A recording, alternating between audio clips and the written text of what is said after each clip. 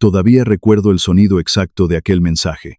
No fue un ruido fuerte, pero destruyó todo lo que creía saber. Llegó un martes por la noche, 3 días antes de la boda de mi única hija.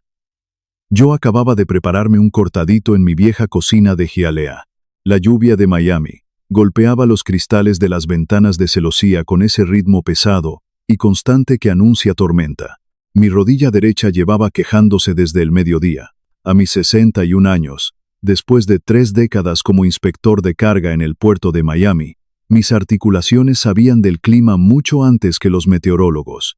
El teléfono vibró sobre la mesa de Fórmica. Sonreí antes de levantarlo. A 3 días de la boda de tu hija, cada mensaje se siente importante. Entonces lo leí. Papá, por favor no preguntes más por los padres de Diego. No irán a la boda. Es mejor que no los conozcas. Lo leí de nuevo. Luego una tercera vez. Incluso me ajusté las gafas de lectura, pensando que tal vez había entendido mal una palabra. No era así. Me quedé allí sentado. El café se fue enfriando en mi mano. La cocina de repente se sintió mucho más silenciosa de lo que estaba un minuto antes. Solo se escuchaba el zumbido oxidado de la unidad de aire acondicionado en la pared. 9 años atrás, después de que mi esposa Carmen muriera, me prometí a mí mismo que Sofía nunca sentiría que había perdido a sus 2 padres. Había trabajado turnos dobles en el puerto, bajo el sol implacable de la Florida. Había cobrado mis días de vacaciones, arreglado mi propio techo y aprendido a cocinar sus platos favoritos, aunque no se me daba muy bien.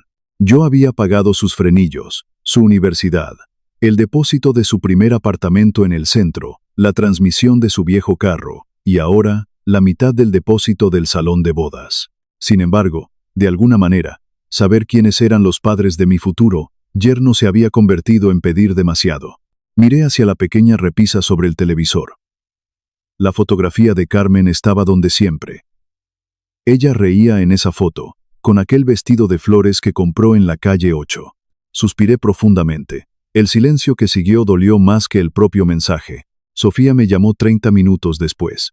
Había vacilación en su voz. No era preocupación exactamente, sino más bien como si estuviera comprobando si un problema se había mantenido bajo control.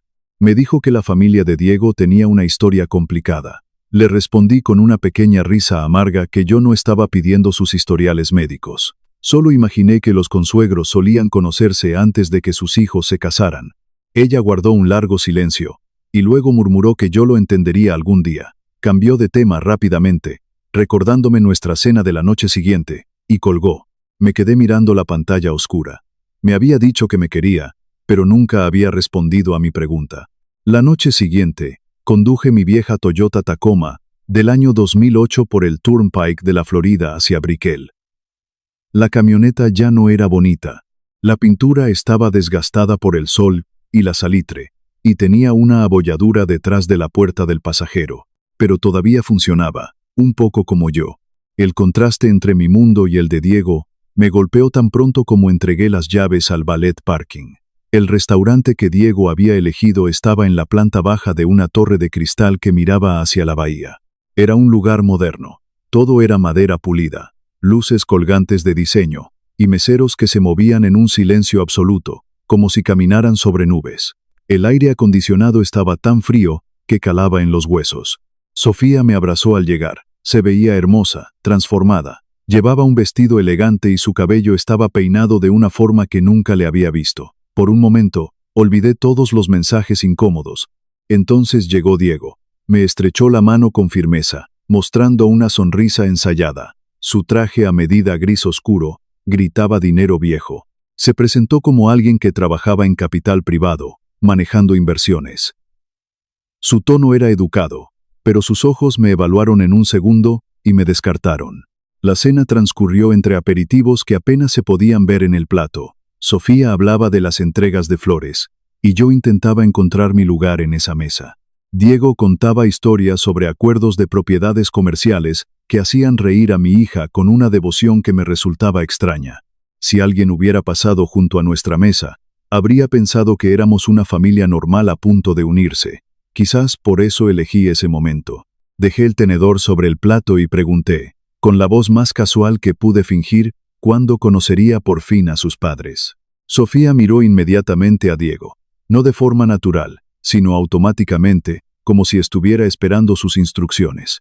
Él se limpió la boca con una servilleta de tela antes de hablar. Su voz se mantuvo baja, casi susurrando, pero cada palabra fue un golpe calculado. Me dijo que su familia tenía viejas heridas. Asentí, diciendo que lo entendía.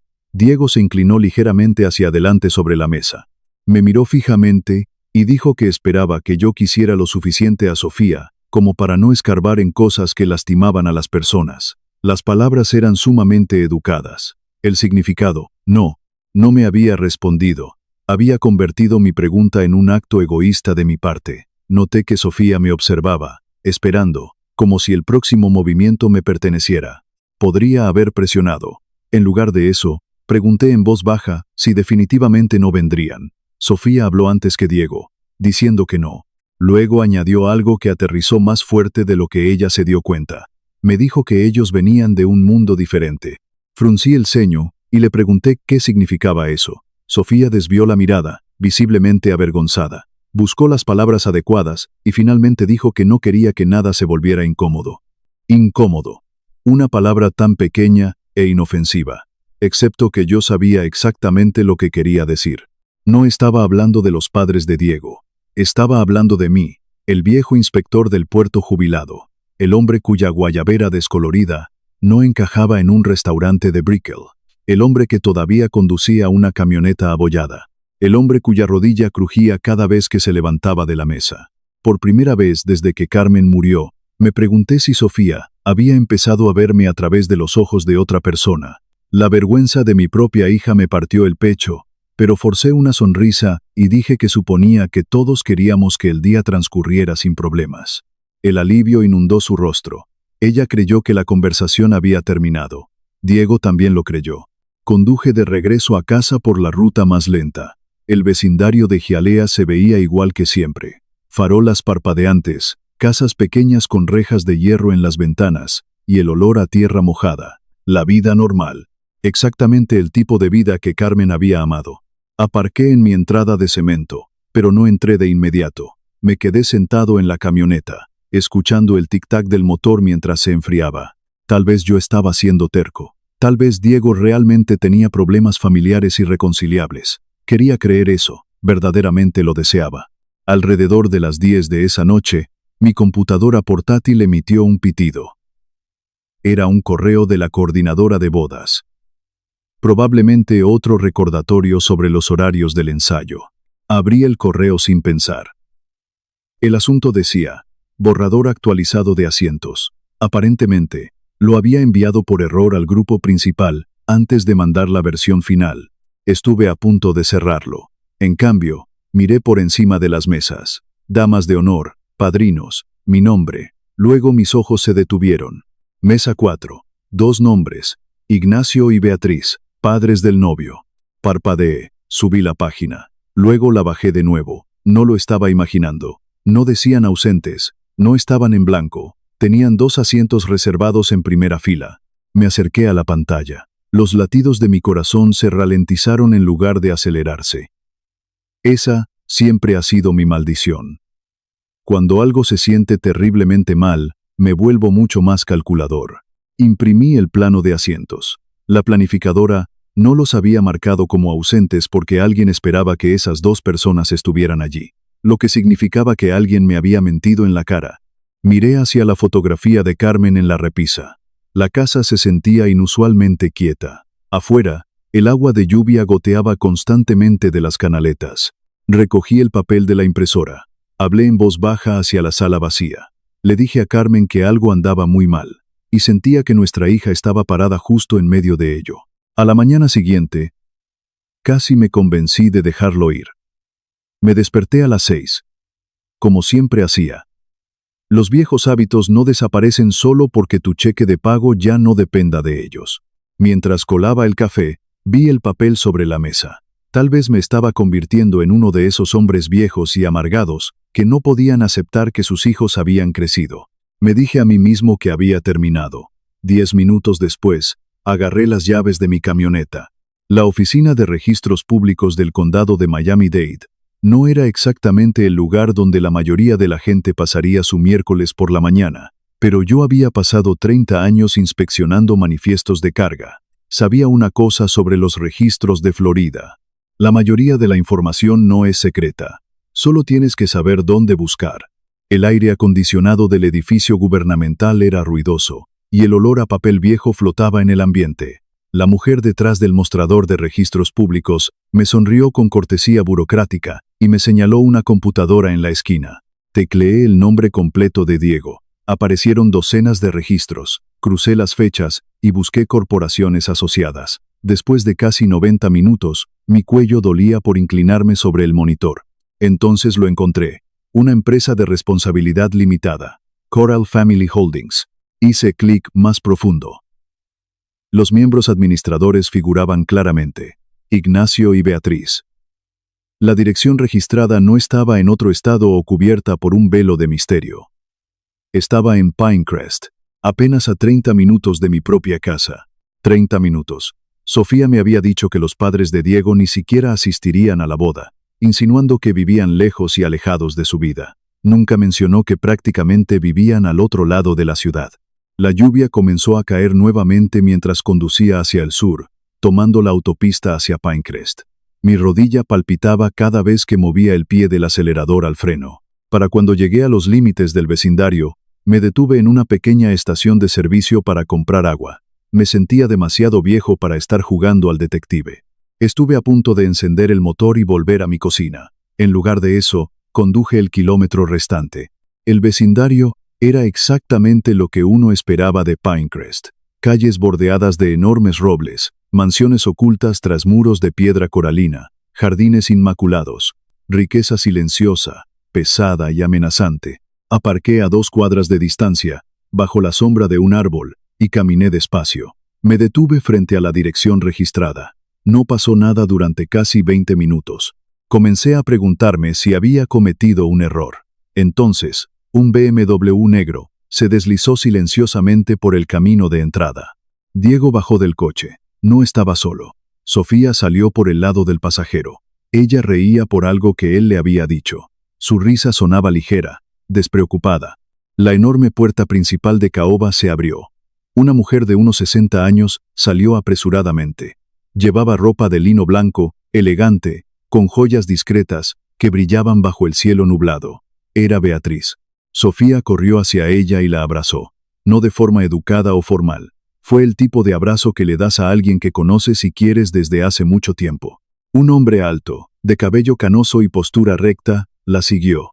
Ignacio. Diego le dio una palmada en el hombro a su padre. Se veían completamente cómodos juntos, como una familia unida. No eran extraños ocultando un doloroso historial. Eran una familia perfecta. Sentí que algo se hundía dentro de mí, pesado como el plomo. Sofía lo sabía. No se había limitado a repetir la historia de Diego en el restaurante. Me había mirado a los ojos y me había mentido con total frialdad. Unos minutos más tarde, los 4 subieron a 2 vehículos diferentes. Los seguí, manteniéndome a varios autos de distancia. No porque quisiera espiar, sino porque necesitaba entender la magnitud de la mentira. Se detuvieron en un café de lujo en Coral Gables. No entré de inmediato. Esperé a que se sentaran en la terraza cubierta y tomé una mesa pequeña cerca de la acera, escondido detrás de unas grandes macetas con palmeras. La mayor parte de su conversación desapareció bajo el tintineo de las tazas de porcelana y el ruido de la calle. Pero, de vez en cuando, el viento traía una oración clara. Escuché a Ignacio decir que, después de la boda, el viejo entraría en razón. La casa de Hialeah es el activo más limpio para transferir. Fruncí el ceño. Mi casa, mi refugio de bloques de cemento. Luego Diego habló. Dijo que los casos viejos no vuelven a menos que alguien pague para escarbar. Mi estómago se contrajo. No sabía a qué caso se referían, pero algo en la forma en que lo dijo sonaba ensayado. Era la voz de la experiencia, de alguien acostumbrado a barrer problemas bajo la alfombra. El mesero trajo mi café. Apenas lo toqué. A pocos metros de distancia, Diego sacó una carpeta de su maletín de cuero. Deslizó varios papeles hacia Sofía. Ella los hojeó durante unos segundos, y luego firmó. Sin dudar, sin hacer preguntas, solo firmó. Cuando pasó las páginas, capté unas pocas palabras en voz alta. Transferencia familiar. Planificación patrimonial. No pude escuchar nada más, pero no lo necesitaba. Cualquier cosa que ella hubiera firmado involucraba a su familia, no a la mía. Todavía no. Mis instintos me decían que esto no se trataba de reservas de luna de miel. Se trataba de control total. Entonces escuché algo que me congeló la sangre en las venas. Beatriz bajó la voz, casi a un susurro. Sin embargo, su tono afilado cortó el aire húmedo. Dijo, con una sonrisa fría, que Palmas del Sur les había enseñado una gran lección. La gente olvida cuando está lo suficientemente cansada. La pequeña cuchara de metal se me resbaló de los dedos y golpeó el platito de cerámica. Palmas del Sur. No había pronunciado esas 3 palabras en voz alta en 9 años. Ese fue el centro de rehabilitación postoperatoria a donde Carmen había ido después de su cirugía de cadera. El lugar donde el abandono y la negligencia se cobraron su vida 7 días después. El sonido de la calle se desvaneció a mi alrededor. Por un segundo imposible, casi pude escuchar la llamada telefónica que recibí a las 2 de la madrugada hace casi una década. Señor Ramiro, lo sentimos. Hubo complicaciones. Pagué mi cuenta dejando un billete sobre la mesa y caminé hacia mi camioneta sin mirar atrás. Conduje de regreso a Hialeah en el más absoluto silencio. La casa olía exactamente como siempre, a café oscuro, a madera vieja y a soledad. Caminé directamente hacia el armario del pasillo, donde había guardado la caja que me prometí no abrir nunca más. La caja de archivos de Carmen, registros del hospital, papeles del seguro, cartas de abogados y el miserable acuerdo de liquidación que me obligaron a firmar porque no podía pagar años de batallas judiciales. Llevé la pesada caja de cartón a la mesa de la cocina. El polvo flotó en la luz amarillenta mientras levantaba la tapa. Mis manos temblaban, no por la edad, sino por la memoria. Fui sacando una carpeta tras otra. Facturas médicas, registros de medicamentos, correspondencia legal. Luego, a la mitad de la pila, encontré un memorándum interno. El papel se había vuelto amarillo por los bordes. El asunto del documento decía, reconciliar registros de medicamentos antes de la revisión estatal. Era una orden clara para limpiar las negligencias. Me quedé mirando la firma en la parte inferior de la página. Mi respiración se detuvo por completo. Escrito en una impecable tinta azul, estaba el nombre de la directora administrativa del centro. Beatriz. Me dejé caer lentamente en la silla de la cocina. Afuera, la tormenta de Miami finalmente rompió, golpeando el techo con furia. Adentro, el pasado acababa de entrar por la puerta grande. No estaba mirando a unos simples estafadores. Estaba mirando a las mismas personas que habían matado a mi esposa y que ahora venían a robarse a mi hija. Pasé el resto de la madrugada sentado en esa misma silla, rodeado de papeles y recuerdos dispersos sobre la mesa. Cuando el sol finalmente despuntó, la tormenta había dejado un calor sofocante y húmedo sobre Hialeah. Llamé a Teresa a las 7 de la mañana. La hermana de Carmen llegó a mi casa media hora después, con el rostro serio y sin hacer preguntas. Teresa siempre fue una mujer de pocas palabras, pero con una memoria implacable. Le serví un café oscuro y le señalé la caja de archivos abierta. Le deslicé el memorándum amarillento a través de la mesa de fórmica. Teresa lo miró por un largo rato sin pestañear. Sus ojos oscuros se llenaron de una rabia antigua, de esas que no se borran con los años. Ella me miró fijamente y dijo en un susurro áspero que yo no estaba loco. Recordaba a Beatriz perfectamente. Me contó cómo los abogados del seguro de Palmas del Sur nos habían acorralado en aquel entonces. Recordó cómo Beatriz caminaba por los pasillos del centro de rehabilitación con una elegancia fría, aterrorizando a las enfermeras para que mantuvieran la boca cerrada ante cualquier inspección. Teresa apretó los puños sobre la mesa. Me dijo que no podíamos pelear solos esta vez, que necesitábamos testigos reales. Buscó en su bolso y me dio un nombre y una dirección. Lucía, una de las enfermeras de turno en aquellos años oscuros. Conduje hacia la pequeña Habana a media mañana. El calor ya levantaba el vapor del asfalto mojado de la calle 8. El apartamento de Lucía estaba en un edificio viejo de estuco blanco. Era uno de esos lugares que todavía conservan las escaleras de granito y el olor a tabaco y café recién colado en los pasillos. Toqué a la puerta número 4. Lucía me abrió con un cigarrillo a medio terminar en la mano. Era una mujer de unos 70 años, con la piel curtida y una mirada que no pedía disculpas por absolutamente nada. Le dije quién era yo y por qué estaba allí. Ella suspiró pesadamente apagó el cigarrillo contra el marco de la puerta y me dejó pasar. Su apartamento era pequeño, sofocante y estaba lleno de helechos en macetas de barro. Nos sentamos en su sala de estar. Lucía no se anduvo con rodeos. Me dijo que Palmas del Sur era una máquina de hacer dinero a costa de la vida y el sufrimiento de los ancianos. Las negligencias médicas no eran accidentes trágicos. Eran recortes de presupuesto ordenados directamente por Beatriz para maximizar las ganancias de la junta directiva. Lucía se levantó despacio y caminó hacia un viejo archivador de metal en su cuarto. Regresó a la sala cargando una carpeta gruesa atada con un cordel. Me dijo que ella nunca votaba nada, porque sabía que algún día el diablo vendría a cobrar sus deudas. Dentro de la carpeta había copias de registros alterados, documentos de transferencias de pacientes firmados con fechas falsas. Pero lo más aterrador no eran los errores médicos, sino el patrón financiero que lo seguía.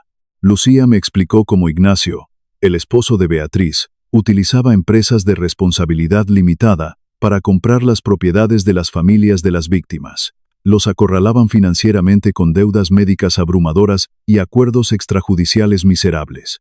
Luego se quedaban con sus casas por una fracción de su valor real. Ese era el modelo de negocio, y era exactamente lo que planeaban hacer con mi pequeña casa en Hialeah. Con esas pruebas en mis manos, supe que no podía cometer un solo error. El dolor crudo me pedía conducir hasta Coral Gables, buscar la mansión de esa familia y romperles las ventanas a pedradas. Pero 30 años trabajando como inspector en el puerto de Miami me habían enseñado algo vital. La rabia sin dirección solo te hunde más rápido. Necesitaba un arma diferente, una que ellos entendieran. Así llegué a la oficina de Valeria. Su despacho estaba en el piso 20 de un imponente edificio de cristal en Brickell. Valeria era una abogada patrimonial despiadada. Una mujer de 50 años que conocía de memoria todas las artimañas que los millonarios usaban para esconder su dinero sucio. Entré a su reluciente oficina con mi guayabera desteñida y mis botas de trabajo. Puse la caja de Carmen y la carpeta de Lucía sobre su escritorio de caoba maciza. Valeria revisó los documentos durante casi una hora en absoluto y pesado silencio. Cuando terminó, se quitó las gafas de diseñador y me miró directamente a los ojos. Me dijo que el caso era sólido, pero me advirtió que no cometiera una estupidez. Si yo entraba a esa boda gritando acusaciones, Ignacio y Beatriz me destruirían en minutos. Me pintarían como el típico padre viudo, inestable y resentido por la inmensa riqueza de la nueva familia de su hija. Valeria se inclinó hacia mí. Me dijo que el juego de los ricos no se gana con emociones ni con lágrimas, sino con contratos ciegos. Diseñamos una trampa financiera perfecta, un cebo que su codicia no les permitiría resistir. El jueves por la mañana, cité a Sofía y a Diego en la oficina de Valeria. Les dije por teléfono que quería regalarles el título de mi casa como obsequio de bodas, para que tuvieran un patrimonio inicial seguro. La avaricia es un instinto dolorosamente predecible. Diego llegó puntual, vistiendo un traje azul marino impecable. Llevaba puesta esa sonrisa arrogante de quien cree tener el control absoluto de la habitación. Sofía se veía cansada. Las ojeras marcaban su rostro, pero intentaba mantener la fachada de una novia inmensamente feliz. Nos sentamos alrededor de la gran mesa de conferencias. Valeria comenzó la reunión hablando de protecciones patrimoniales, cláusulas de supervivencia y acuerdos prenupciales. Diego asentía con cortesía ensayada. Decía repetidamente que él también quería proteger el futuro de Sofía a toda costa. Entonces Valeria lanzó el golpe. Sacó un documento legal en blanco y lo puso frente al novio. Le dijo a Diego que, para finalizar la transferencia de la casa de Hialeah, la ley exigía una divulgación completa de todas las empresas vinculadas a su nombre y al de su familia inmediata.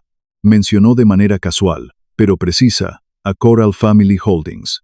La sonrisa de Diego desapareció al instante. Su rostro perdió todo rastro de color, y su postura relajada se tensó como una cuerda a punto de romperse. Trató de reírse de manera forzada. Dijo que esos eran asuntos privados de las inversiones de su padre, y que no tenían ninguna relevancia para un acuerdo matrimonial tan pequeño. Valeria mantuvo un tono gélido e inquebrantable. Le respondió que, si no había nada ilegal que ocultar, la firma de divulgación tomaría solo un minuto. Sofía miró a Diego con el ceño fruncido. La confusión comenzaba a agrietar su ceguera. Ella le preguntó en voz baja, ¿qué era exactamente Coral Family Holdings? Diego se levantó abruptamente de la silla de cuero.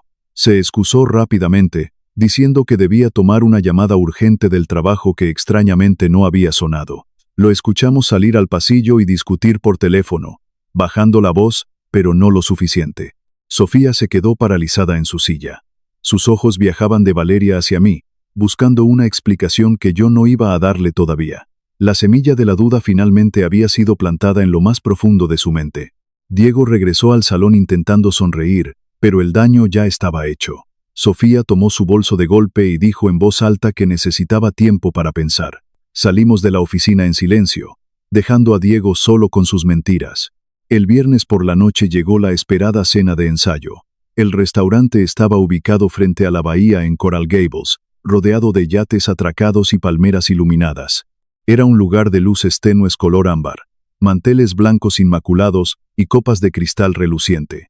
Si alguien hubiera entrado sin conocer nuestra historia, habría visto a dos familias exitosas celebrando el triunfo del amor. Yo llegué 10 minutos antes, vistiendo mi chaqueta azul oscuro. No era una prenda cara, pero estaba limpia y bien planchada. Al entrar al salón privado, vi a Ignacio y a Beatriz. Estaban rodeados de invitados elegantes, riendo y bebiendo champaña fina. Se comportaban como la realeza intocable de Miami, flotando en su mundo de dinero viejo y secretos enterrados. Cuando Ignacio me vio acercarme, dio un paso al frente para estrecharme la mano. Me dijo con voz profunda que era un verdadero placer conocerme por fin. Lo miré a los ojos por 2 segundos completos, antes de responderle que el placer era todo mío. Mi sonrisa nunca tembló, la suya tampoco. La cena transcurrió entre murmullos educados, el tintineo de los cubiertos de plata y brindis superficiales. Diego se levantó para dar el discurso principal. Habló sobre la confianza, la unión familiar y la importancia de construir un futuro sin secretos. Escuché cada una de sus palabras sabiendo que todo era un guión fríamente ensayado. Cuando todos los invitados aplaudieron, me levanté despacio de mi silla. Mi rodilla protestó con un dolor sordo, pero me mantuve firme. Sofía me miró con evidente nerviosismo. Le pedí a la sala 1 minuto de su atención. Hablé exactamente como Valeria y yo habíamos practicado durante horas. Dije que, cuando mi única hija me habló de esta boda, me emocionaba mucho conocer a la familia que la acogía en su hogar. Miré directamente a Beatriz y a Ignacio, manteniendo la voz nivelada. Dije que luego me informaron que, por problemas del pasado, supuestamente ellos no podrían asistir a la ceremonia. La inmensa sala se quedó en un silencio sepulcral. Continué hablando. Dije que mi sorpresa fue gigantesca al descubrir que no solo asistirían, sino que llevaban años haciendo negocios muy oscuros, sumamente cerca de mi propia familia. Diego interrumpió de inmediato. Su voz sonó aguda y tensa. Dijo en voz alta que todo esto era un terrible malentendido causado por los nervios. Le respondí, mirándolo fijamente, que no había ningún malentendido. Sin levantar la voz ni un solo tono, tomé una gruesa pila de sobres color manila que Valeria me había preparado esa misma tarde. Caminé lentamente alrededor de las mesas elegantes. Entregué un sobre a cada persona clave del evento. Uno para Sofía, uno para Diego, uno para el oficiante de la boda, y varios para los socios comerciales de Ignacio que estaban allí presentes. Nadie se atrevió a abrirlos de inmediato. Regresé a mi asiento en la cabecera de la mesa. Me ajusté la chaqueta y les dije suavemente que ya podían leerlos. Sofía abrió el suyo rasgando el papel con manos temblorosas. Adentro estaban las copias certificadas de los registros públicos del condado. Estaban las demandas civiles recientes contra Coral Family Holdings por estafar a viudas ancianas. Y al final de la pila, estaba la copia del memorándum interno de Palmas del Sur, con la inconfundible firma azul de Beatriz. Al fondo de la sala, las pesadas puertas de caoba se abrieron de par en par. Valeria entró primero, seguida de cerca por Teresa y Lucía. La vieja enfermera caminó despacio, apoyada pesadamente en su bastón de aluminio, pero con la cabeza muy alta. Lucía se detuvo frente a la mesa principal, ignorando a los meseros asustados, y miró fijamente a Beatriz. Le dijo con voz ronca que había pasado muchísimo tiempo desde los terribles días de Palmas del Sur. El rostro de Beatriz se desfiguró por el pánico absoluto. Intentó levantarse de su silla, balbuceando que ella no conocía a esa mujer y exigiendo seguridad. Lucía soltó una risa seca que resonó en todo el salón. Le respondió que la conocía lo suficiente como para recordar cómo le ordenaba alterar los historiales médicos de los pacientes moribundos para evadir las auditorías estatales. Los murmullos de asombro estallaron en la sala. Ignacio se puso de pie, rojo de furia. Exigió a gritos que sacaran a esas mujeres locas del restaurante de inmediato. Valeria dio un paso al frente, levantando una carpeta legal. Dijo en voz alta que los documentos sobre la mesa eran de dominio público. Añadió que el fraude premeditado al sistema médico federal era un delito que no prescribía fácilmente bajo las leyes de Florida. Diego perdió todo el control de su cuidada imagen. Agarró a Sofía del brazo con fuerza y le ordenó de manera agresiva que salieran de allí en ese mismo instante. Pero Sofía no se movió ni un centímetro. Estaba mirando el memorándum amarillento de su madre. Sus ojos se llenaron de lágrimas pesadas. Se soltó bruscamente del violento agarre de Diego. Lo miró con profundo desprecio y luego cruzó la mirada conmigo desde el otro lado del majestuoso salón. Con la voz totalmente quebrada, me preguntó qué significaba ese pedazo de papel. La miré a los ojos, sabiendo que el momento de protegerla con mentiras piadosas había terminado para siempre. Le dije la cruda verdad. Le dije que su madre entró a Palmas del Sur solamente para recuperarse de una cirugía de rutina, pero que nunca regresó a nuestra casa. Señalé con el dedo índice a Ignacio y a Beatriz.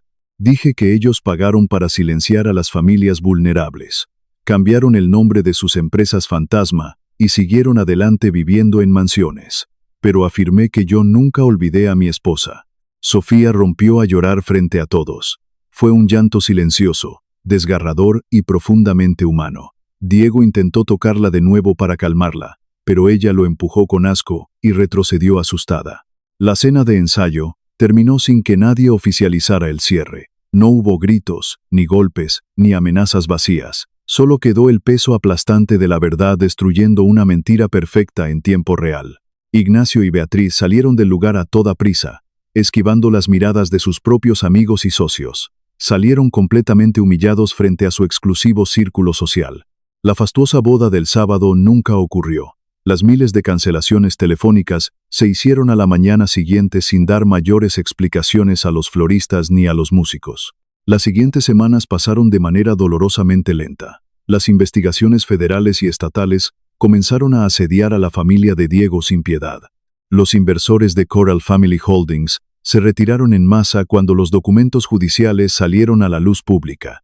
Las acciones criminales tienen una forma implacable de alcanzar a las personas cuando finalmente se exponen bajo la luz del sol.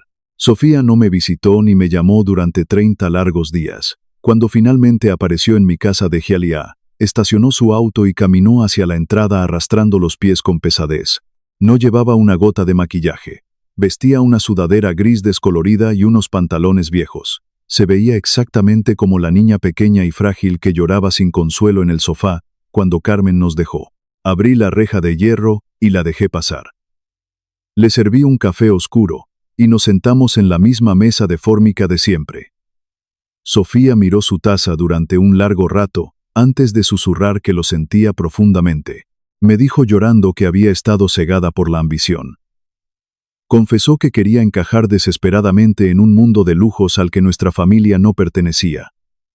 Asentí en silencio, dejando que se desahogara. Luego, tragó saliva con dificultad y me confesó que debía muchísimo dinero. Las enormes penalizaciones por cancelar el salón de fiestas, el banquete de lujo y los boletos de avión la habían dejado ahogada en deudas. Me miró con esa misma expresión de esperanza infantil que usaba cuando era una niña y necesitaba que yo la ayudara con sus tareas escolares. Me preguntó si podía ayudarla a pagar al menos la mitad. Entendí perfectamente lo que me estaba pidiendo. Yo amo a mi única hija más que a mi propia vida, y fue exactamente por esa inmensa razón que le respondí lo que le respondí. La miré a los ojos cansados y le dije que no. Sofía bajó la mirada de inmediato, aceptando el golpe emocional sin protestar. Le dije que la ayudaría a diseñar un presupuesto estricto. Le dije que la apoyaría para buscar un segundo trabajo si era necesario. Le prometí que la acompañaría a terapia para sanar el trauma, pero le dejé muy claro que no usaría los pocos ahorros de mi retiro, ni mancharía la memoria de su madre, para rescatarla mágicamente de las consecuencias de sus propias decisiones. Ella asintió lentamente con la cabeza. Lloró en silencio, pero esta vez no era un llanto de rabia o de capricho. Era el dolor puro de la comprensión y la madurez. Durante demasiados años creí que ser un buen padre significaba sacrificarlo absolutamente todo, para que mi hija nunca sintiera dolor o frustración. Estaba terriblemente equivocado. El verdadero amor de un padre a veces requiere la inmensa valentía de decir no antes de que sea demasiado tarde. Proteger a alguien constantemente de sus propios errores no es amor verdadero, es simplemente darles permiso para seguir destruyéndose. Y el permiso ciego era exactamente lo que hombres manipuladores como Diego pasaban la vida buscando en sus víctimas. Ayer por la mañana, conduje mi vieja camioneta hasta el cementerio. La brisa húmeda de Miami soplaba suavemente entre las ramas de los grandes robles, trayendo el olor a lluvia inminente. Llevé un pequeño ramo de flores sencillas, de esas flores comunes que no intentan impresionar a nadie, las mismas que a Carmen tanto le gustaban. Me arrodillé junto a su lápida de mármol gris, sintiendo el fuerte crujido de mi rodilla desgastada, y le hablé en voz muy baja. Le conté sobre la fuerza de Sofía, sobre la fastuosa boda que cancelamos a tiempo, sobre la valentía de Lucía y la inteligencia de Valeria. Le confesé lo aterrorizado que estuve de perder a nuestra pequeña niña para siempre si decidía confrontar al monstruo que nos la arrebató. Luego me quedé allí, sentado en la hierba mojada, en un profundo silencio. La larga tormenta finalmente había pasado de largo. Mi casa de bloques en Hialeah sigue siendo vieja. Mi camioneta sigue abollada por los años de duro trabajo. Pero por primera vez en 9 largos años, el aire que respiro se siente completamente limpio. No pude retroceder el tiempo, ni cambiar la tragedia que le pasó a Carmen. Pero me negué rotundamente a permitir que el miedo y el silencio devoraran a la única persona que todavía amo en este mundo. Si alguna vez tienes que elegir entre mantener una paz falsa y cómoda, o desatar una verdad que lo queme todo, debes saber que la verdad nunca es silenciosa. A veces, la única forma de salvar a la familia que te queda es teniendo el valor de romper el mundo entero en 1000 pedazos.